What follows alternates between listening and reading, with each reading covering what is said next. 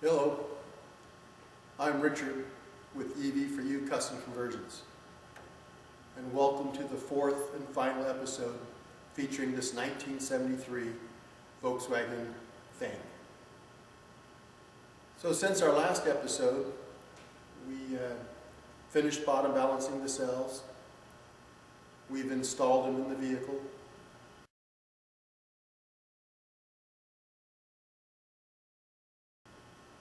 And then we connected them in series.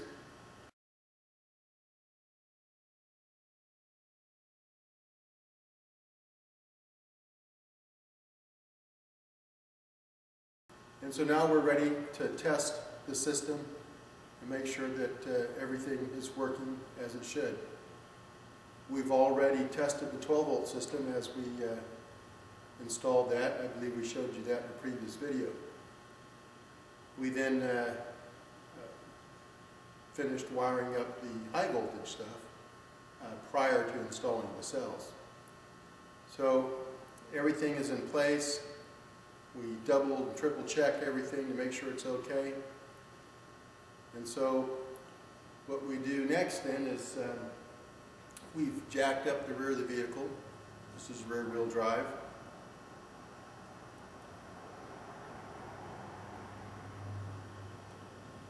And so you can see that we're up on jack stands, as well as we also have the jack helping support things. We got the front wheels chocked, and we're ready to test this out. So first thing we're going to do is we're going to turn the power on to the system through our emergency disconnect, service disconnect, right here beside the driver's seat. So I'll turn that on. And then once that's on, we can turn on the ignition. But let's get a close-up view. So that's our emergency and service disconnect, just beside the driver's seat, between that and the door. Here's a shot of the dash. We've got our ignition on. 12-volt gauge is showing that our DC to DC converter is working. Our indicator light is on. And notice that the pack voltage gauge is not working. This was a gauge that was in the car when we received it. It's hooked up properly, but it's just not working, so we'll take a little closer look at that, see what's going on. It appears that the gauge is not working. Matter or not, we have our JLD 404 right here showing our pack voltage. So let's go to amps. You can see we're drawing a little bit because of the DC to DC converter.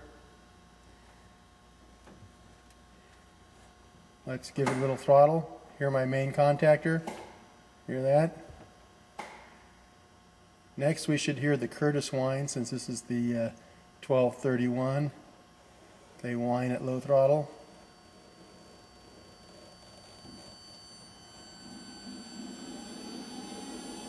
Motor spinning up.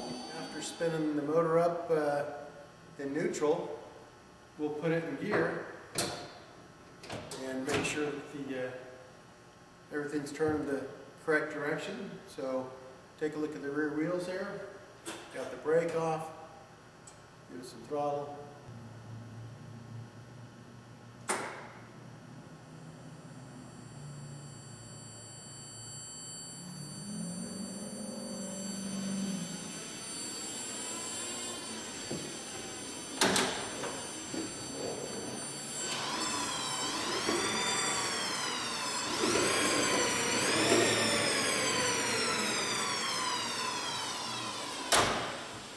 Well, the wheel on the other side's turning just fine. This one doesn't want to turn.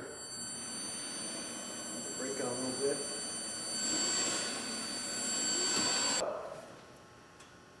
That's all we'll do for now on that.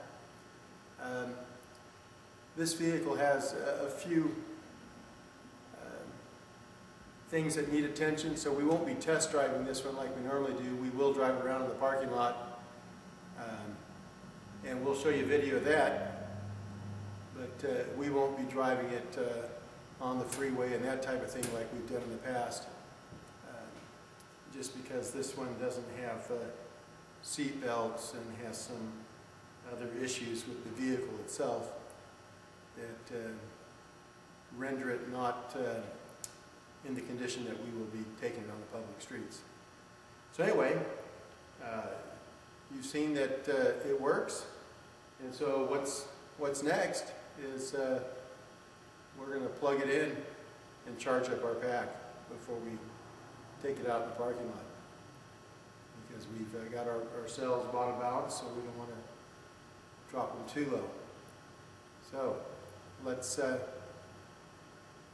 plug it in, see if it charges. So here's a shot of the JLD with the charger plugged in. You can see the plus is lit up, and we're putting in 7.1 amps. It's kind of cold in the shop, so the batteries are cold. They're in the 40-degree range somewhere, less than 50 degrees. And so they, when warm with this charger, they'll charge about 8.6 volts, or amps I mean. All seems to be working as it should, which is what we want. So stay with us. We'll have another video series coming up soon. So let's do one final overview of this vehicle, our 1973 VW Thing project. So you can see that the charge port is where the original gas filler was. We have our charger. Down in the well down here we have our inertia switch, DC to DC converter. Inside this enclosure here is our safety interlock. We have a little trickle charger that's on now that keeps the auxiliary battery topped off. When the ignition is on, of course the DC to DC converter is doing that job. You saw the dash already with the JLD 404 under the dash. We have the battery racks behind the rear seats, so this is still a 4-passenger vehicle. In the rear we have the Impulse 9 Series 1 DC motor, the Curtis 1231C-8601 controller, 500 amp.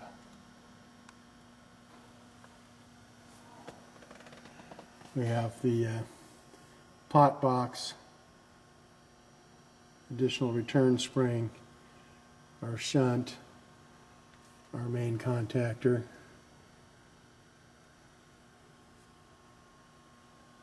all mounted on our heat sink.